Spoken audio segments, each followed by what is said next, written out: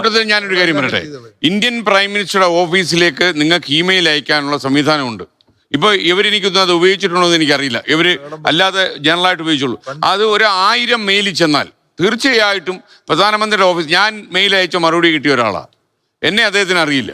അപ്പം ഈ മെയിൽ അയച്ചാലും മറുപടി വരുന്നുണ്ട്. ശാസ്ത്രീയ സംവിധാനങ്ങൾ. ഞാൻ കാക്കനാട് കോടതിയിൽ ഒരു ഗവൺമെന്റ് സർവന്റിനെ പ്രോസിക്യൂട്ട് ചെയ്യാനുള്ള സാങ്ഷൻ ചോദിച്ച് കേരള ഗവൺമെന്റ് സെക്രട്ടറിക്ക്, ലോ സെക്രട്ടറിക്ക് ലെറ്റർ അയച്ചിട്ട് മറുപടി പോലും മുഖ്യമന്ത്രി മാറിയല്ലോ. താങ്കളൊന്നും മുഖ്യമന്ത്രി മാറി. ഈ ജയചന്ദ്ര മാഷ് പറഞ്ഞല്ലോ എന്തിനു അവസാനം ജനവിധിയാന്ന്. ഞാൻ ചോദിക്കട്ടെ, 2024 ആരാ ജയിച്ചു ശരിക്കും ഇന്ത്യയിൽ? എത്ര സീറ്റ് കിട്ടിയവർക്ക്? സീറ്റ് കുറയല്ലേ ഇത്? അപ്പൊ ജനങ്ങൾക്ക് ആഗ്രഹങ്ങളുണ്ട്. അതുകൊണ്ട് ജയസമാഷെ ടേക്കൺ ഫോർ ഗ്രാൻഡഡ് ആയി വെക്കണ്ട. കഴിഞ്ഞ ഇലക്ഷനിൽ തോൽവിയാണ് ഉണ്ടായത്. സീറ്റ് കുറഞ്ഞു, 1 ലക്ഷം കിട്ടിയില്ല.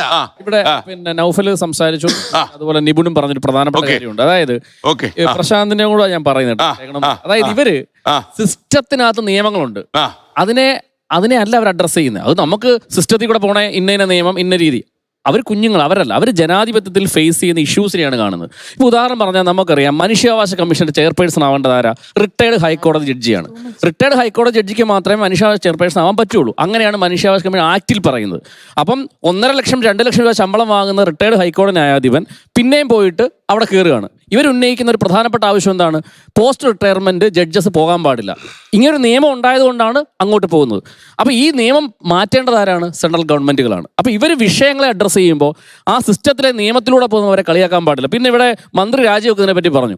ഇവിടെ അതൊരു അല്ല, ഒരു ഒറ്റ ഒരു കാര്യം കഴിഞ്ഞു. ഈ പോർച്ചുഗൽ എന്ന് പറയുന്ന രാജ്യത്ത് 2024 ഒരു ഇന്ത്യൻ ടൂറിസ്റ്റ് ചികിത്സ കിട്ടാതെ മരിച്ചു. 2024 ഒരു ചികിത്സ കിട്ടാതെ മരിച്ചപ്പോൾ അവിടെ ആരോഗ്യമന്ത്രിയായിട്ടുള്ള മാൾട്ട എന്ന അവരുടെ പേര്, അവർ രാജിവെച്ചു. ഞാൻ പറഞ്ഞു വരുന്ന കാര്യം എന്ന് വെച്ച് കഴിഞ്ഞാൽ, ഈ രാജിവെച്ചതാണോ ഇതിന്റെ ഏറ്റവും പ്രധാനപ്പെട്ട കാര്യം, നാളെ ഇതിന്റെ പ്രശ്നം എന്നുള്ള ഒരു പൊളിറ്റിക്കൽ ധാർമ്മികത കാണിക്കുന്നില്ലെന്ന് മാത്രമല്ല, അത് കാണിക്കാൻ വേണ്ടി അവരുടെ കൂട്ടത്തിൽ ഒരാൾ ആവശ്യം, ഇപ്പൊ കോൺഗ്രസ് ആണെങ്കിൽ 10 പേര് പറഞ്ഞേനെ രാജിവെക്കാൻ, അതുപോലും പറയാനുള്ള ധൈര്യം പോലും ഇതിനകത്ത് രാജിയെക്കാളും ഈ കുട്ടികളെ ആപത്തിലാക്കുന്ന ഈ സാഹചര്യം ഉണ്ടാവാൻ പാടില്ല.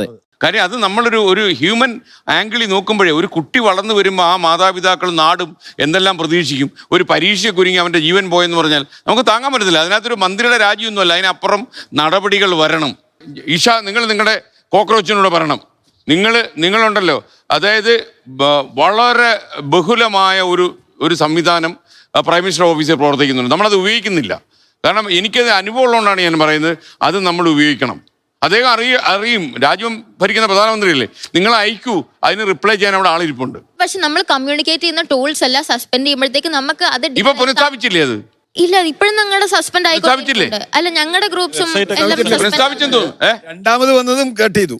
അല്ല, അപ്പൊ പിന്നെ ഞാൻ ഒന്നും പറയുന്നില്ല. കാര്യം എനിക്കിതൊക്കെ ഉണ്ടെന്ന് വിചാരിച്ചായിരുന്നു ഞാൻ പറഞ്ഞത്. ഓക്കെ.